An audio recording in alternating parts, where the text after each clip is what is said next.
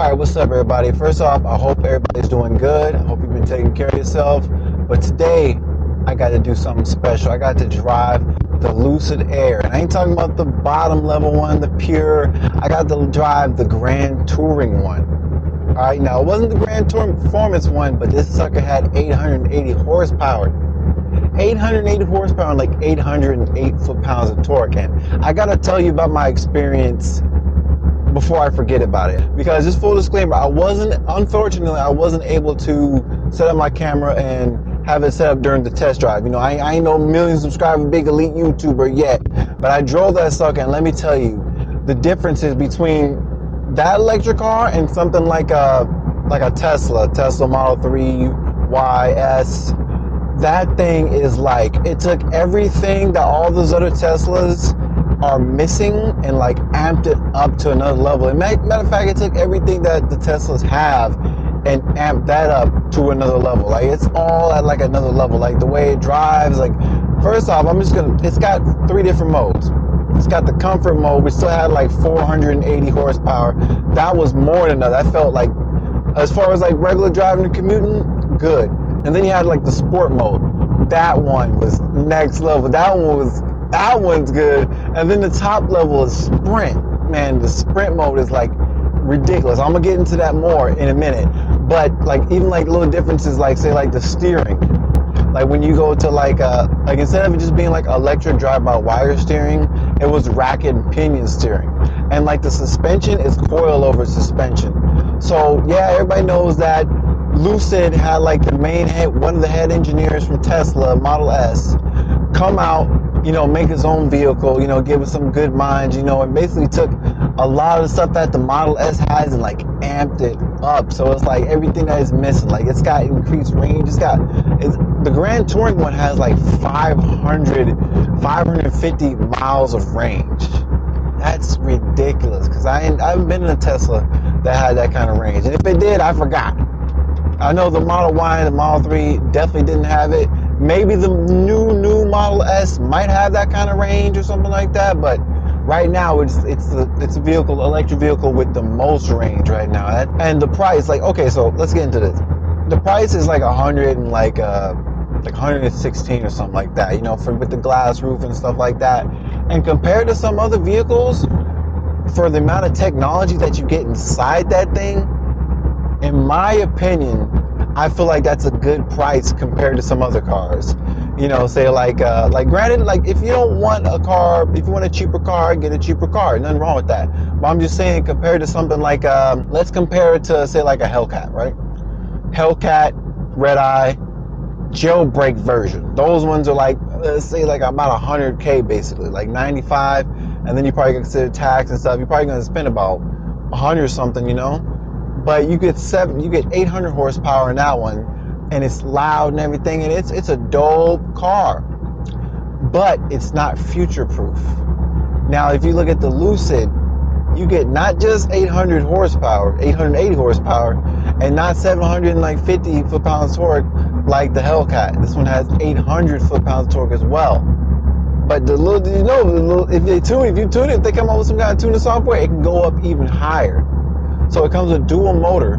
The front, each motor can have 400 foot-pounds of torque. They don't let that happen, because you got to spread that power out. You know, you got to have efficiency, etc., etc. I got to retract that last statement. When I said 400 foot-pounds of torque, I meant 4,000. I repeat, 4,000. Available potential in the front and in the back, but they dial that down to about 800. All right, 800 foot-pounds of torque and 880 horsepower. This thing moves like a rocket.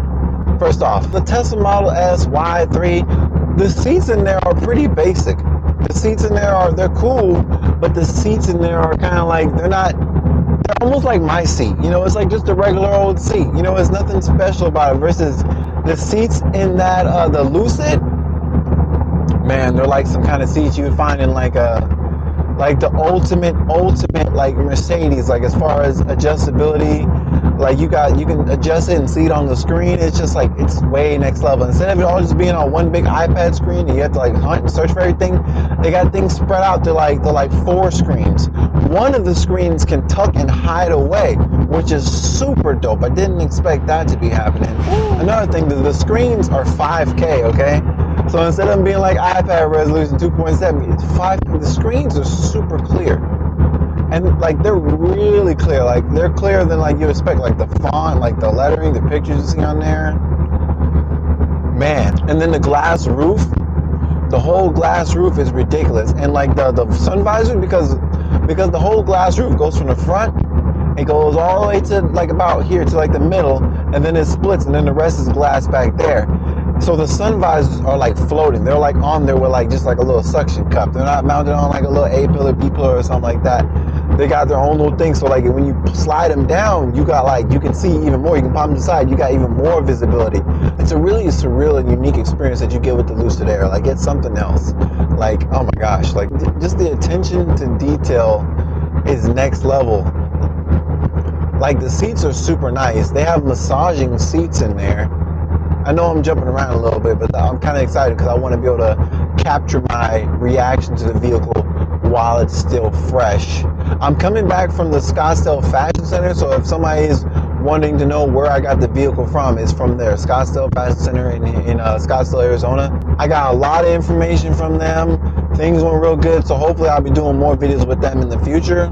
But by far, I'd say that's probably one of the dopest electric cars out there. Because when you put it in that sprint mode, man, like it's next level. That thing like accelerates.